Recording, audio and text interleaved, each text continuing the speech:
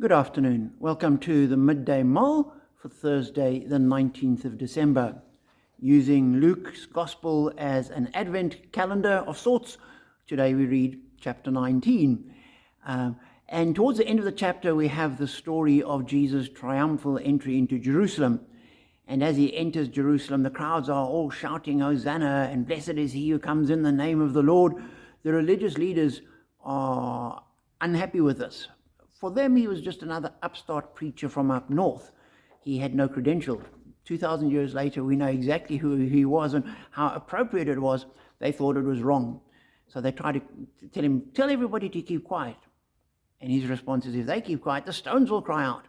So clearly he was saying what was going on was right and proper. So he already was on the wrong side of the religious leadership at that point. He then goes on into the temple and drives the traders out of the temple, saying this should be a house of prayer, not a den of robbers. And in doing that, he wins even fewer friends amongst the religious leadership. And then reading from verse 47, we're told every day he was teaching in the temple. But the chief priests, the teachers of the law, and the leaders among the people were trying to kill him. Yet they could not find any way to do it because all the people hung on his words. And so we have this interesting disjunction between the people and the leadership. And the people thought he was wonderful. They're hanging on his words. And we have accounts in the scriptures where they say, we've never heard teaching like this. This is teaching with authority. This is something different. But he wasn't authorized by the authorities. And therefore, they were under threat and they would try and stop him. And Luke says they were looking for a way to kill him. And we know that within a week they got that right. But as I read that, I thought, it's unsurprising that today there's still this division between people that support Jesus and love him and think, what a wonderful man, and what depth of teaching, what wonderful insights, how fantastic the scriptures are that we have.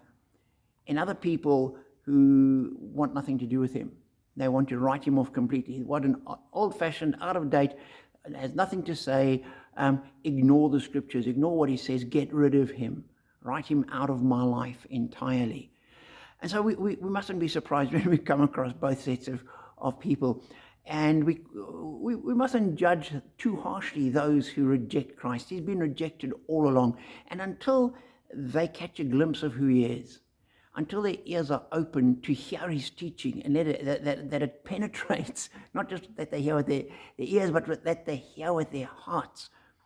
Until that happens, they're going to be on the side of the religious leaders, the Pharisees, and the leadership of Jesus' day. They will want nothing to do with him. We, on the other hand, are amazed at his teaching. So as we read through the scriptures, I pray that it will amaze us every single day more and more. Be blessed.